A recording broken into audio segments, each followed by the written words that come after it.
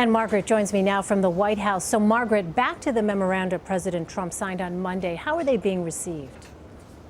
Well, a lot of these were expected. The policy that would block U.S. federal funding to any organization overseas that supports abortion rights is something that most Republican presidents do, and then the Democrats who follow them often pull it back. Not a surprise. The federal hiring freeze, perhaps a little bit there, but Trump said, well, this doesn't apply to the military. The thing that's most significant here in terms of action is to make the blanket statement that the United States is withdrawing from this trade deal with 11 other Asian Pacific countries, and to say we're not even going to try to renegotiate the Obama-era deal. It's out the window. From now on, we're negotiating one-on-one directly with countries, and we'll deal with it that way. We don't believe in multilateral free trade deals, and that's a significant change from a Republican policy, or even what the Obama administration said was key to try to offset China's massive economic dominance in Asia. And so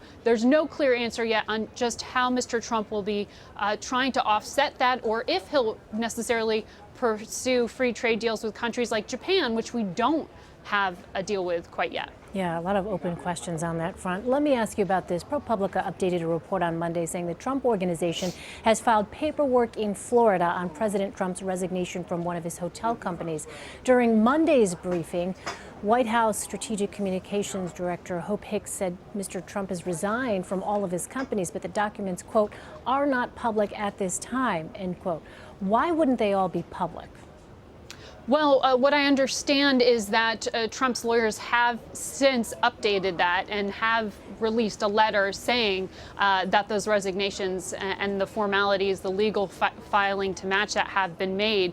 What the White House is trying to do, it appears, and certainly what Hope Hicks suggested there, is that there's a line between the Trump administration here in Washington and the one they're trying to draw with the business interests. So they were trying to have that communication come from New York and not here from the White House. Well, Margaret, on Meet the Press on Sunday, Kellyanne Conway told host Chuck Todd that the new administration may have to, quote unquote, rethink their relationship with the media.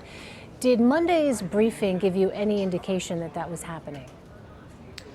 Well, I would say at least when it came to Sean Spicer, the White House press secretary, he seemed to be trying to hit the reset button from that impression he made on Saturday when he came out, took no questions, and really lambasted the media, calling them dishonest, blanketing every single media organization, no matter how big or small, and claiming that the photos, the aerial photos of the inauguration, were somehow doctored to minimize the turnout of the crowd. Today, he softened that a bit, walked it back, and said, hey, look, I really meant everyone who was watching on TV, on the internet, around the world, as well as in person when I was talking about crowd size.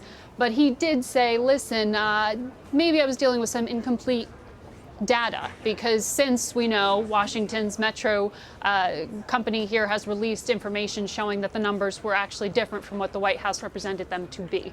So he gave some room there, saying, look, we're going to disagree on some of the facts, but we didn't intend to mislead. All right, Margaret Brennan at the White House for us. Margaret, thank you.